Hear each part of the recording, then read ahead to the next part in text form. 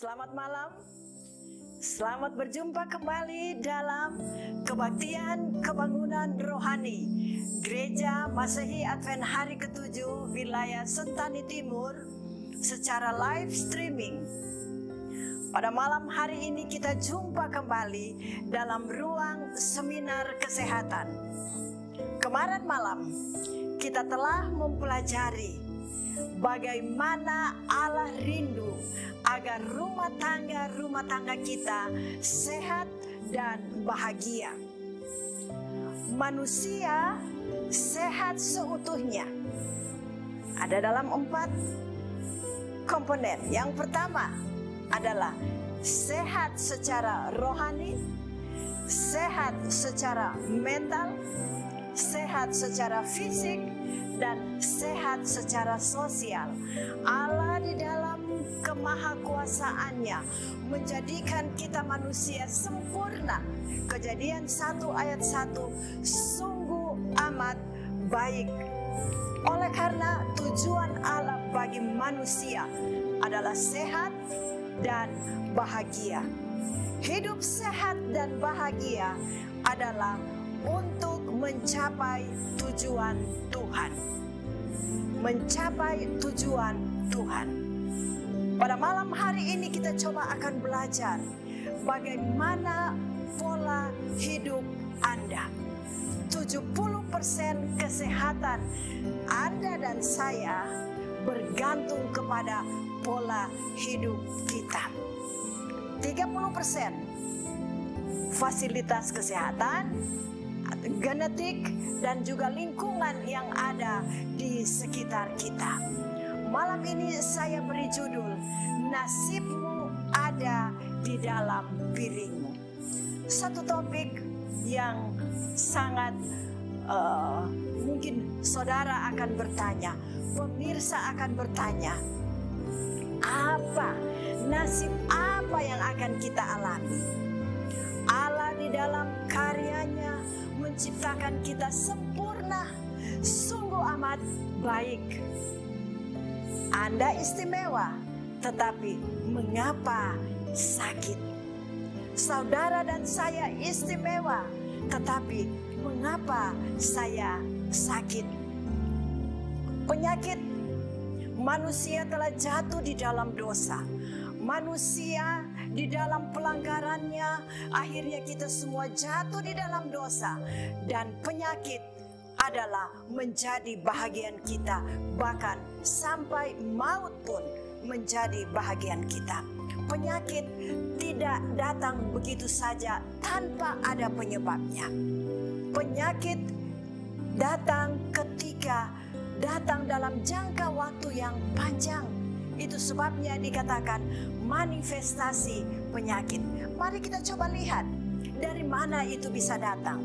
Dari genetik bisa, kemudian trauma bisa, dan juga lingkungan dan pikiran kita bisa juga mendatangkan penyakit, dan gaya hidup kita, dan yang terakhir nutrisi.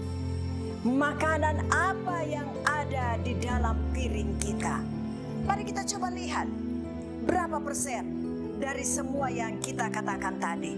Kalau kita lihat trauma genetik hanya 10%. Dan lingkungan 20%. Kemudian pikiran ada 20%. Dan sisanya ada berapa? 50%. Itu ada di dalam nutrisi apa yang ada di dalam piring kita. Makanan apa yang disediakan, yang kita nikmati hari lepas hari. Kemudian ada pertanyaan, makanan apa yang kita makan? Kemudian mengapa saya makan makanan itu? Dan bagaimana kita mengelola makanan itu? Dan juga berapa banyak makanan yang kita nikmati? Kapan dan di mana kita menikmati makanan itu? Ada yang katakan istilah Kentucky Bukan Kentucky, tetapi kentara di kaki. Kita makan di mana? Atau kita makan di restoran? Atau kita makan di mana? Ini semua adalah pertanyaan, nutrisi apa yang ada di dalam piringmu. Oleh karena hukum makan minum kita yang akan nikmati. Ada hukum makan minum. Kalau kita makan minum yang sehat, tentu usus kita akan menjadi sehat. Kalau kita makan minum yang sehat, pasti hati akan sehat.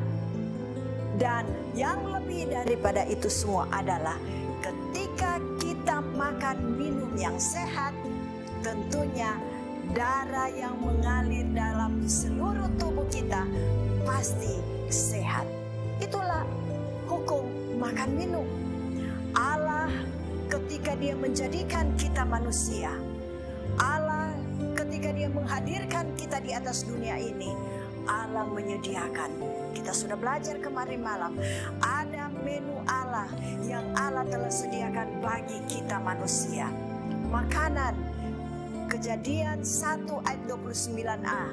Lihatlah, aku memberikan kepadamu segala tumbuh-tumbuhan yang berbiji di seluruh bumi. Allah menyediakan yang kita sebut dengan makanan kelas 1. Makanan kelas 1. Kemudian makanan sebelum berdosa, Kejadian 1 ayat 29 bagian B.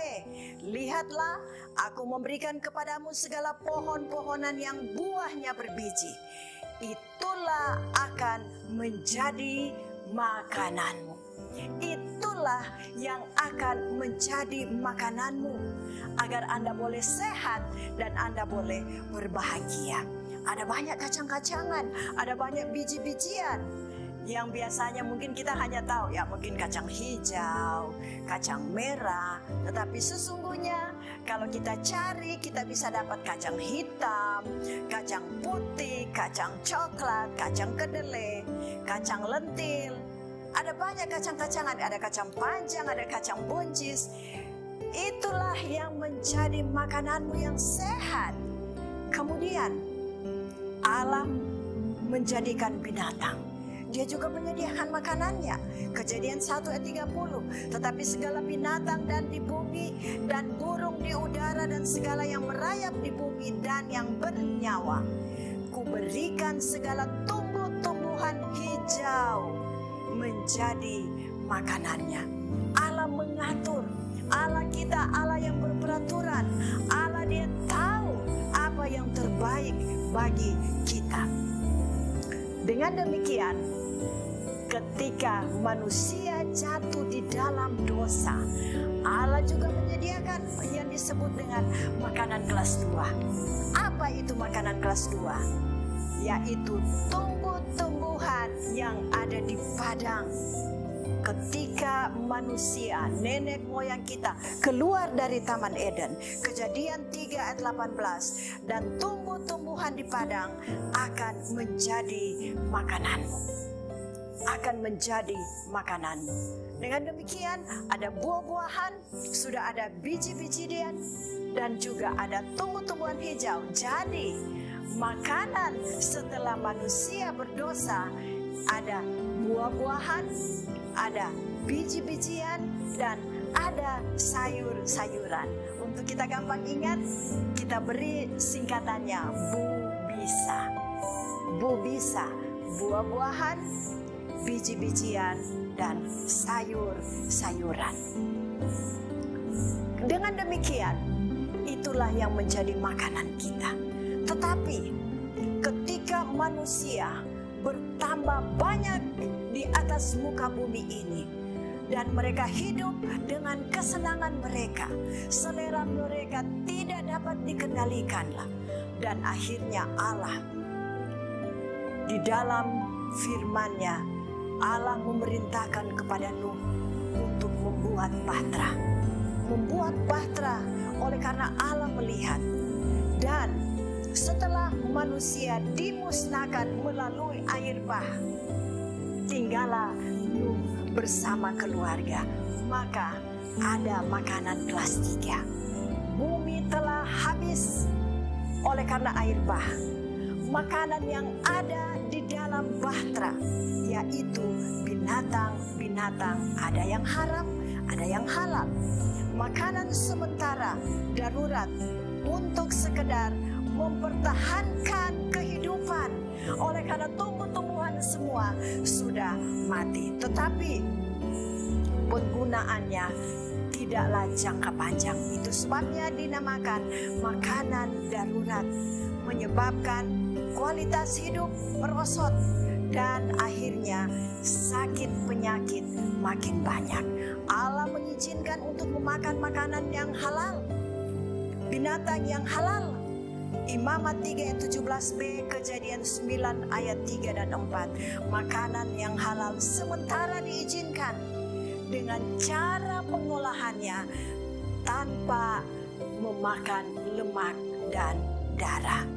Itulah makanan setelah air bah yang disebut dengan makanan sementara, makanan darurat.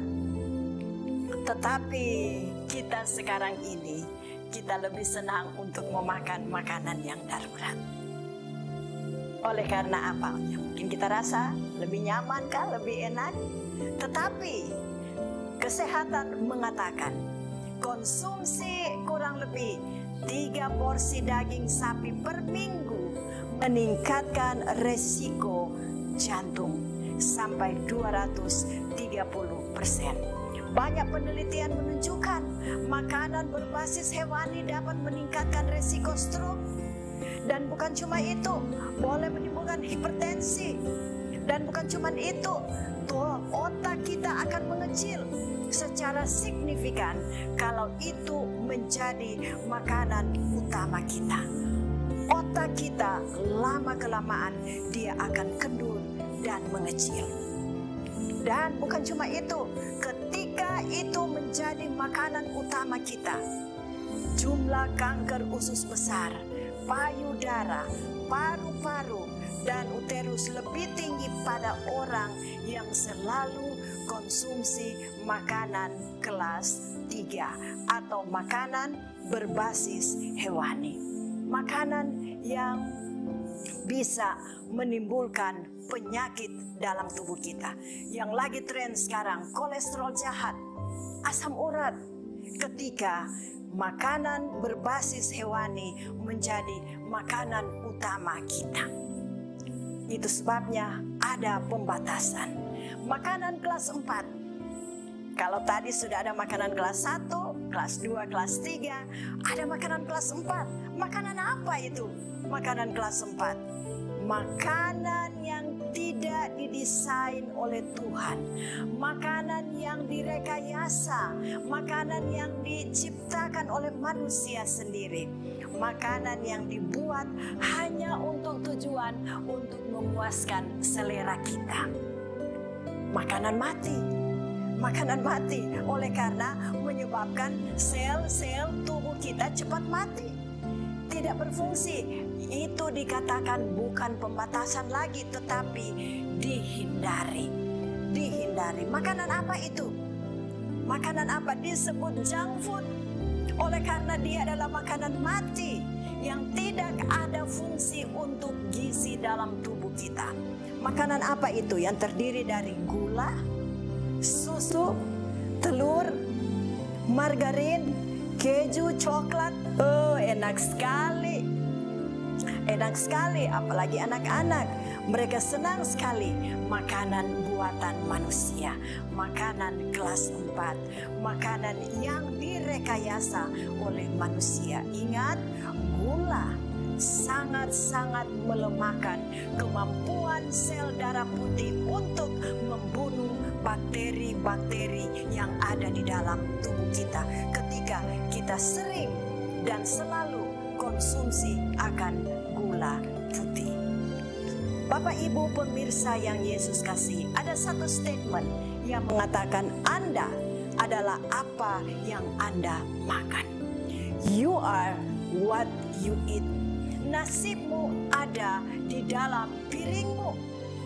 Itu sebabnya pada malam hari ini kita diberi satu pelajaran penting Allah di dalam kemahakuasaannya telah mengatur menu yang sehat. Allah di dalam kemahakuasaan mengetahui makanan apa yang cocok untuk tubuh kita. Kita telah mendengar ada makanan kelas 1, hasil karya Allah, makanan kelas 2, ketika manusia jatuh dalam dosa, dan makanan kelas 3, makanan darurat sementara. Makanan kelas 4 adalah makanan hasil desain manusia yang tidak ada fungsinya dalam tubuh kita. Firman Tuhan menasihatkan kita pada malam hari ini. Amsal 23 ayat 1-3. Bila engkau duduk makan dengan seorang pembesar, perhatikanlah baik-baik apa yang ada di depanmu. Ayat 2. Taruhlah sebuah pisau pada lehermu bila besar nafsu. Ayat 3. Jangan ingin akan makanannya yang lezat. Itu adalah hidangan yang menipu. Allah memberi kita hikmat. Dan saya yakin dan percaya, para pemirsa yang Yesus kasihi, pasti saudara dan saya merindukan satu tubuh yang sehat, satu tubuh yang bisa menikmati kebahagiaan di atas muka bumi ini.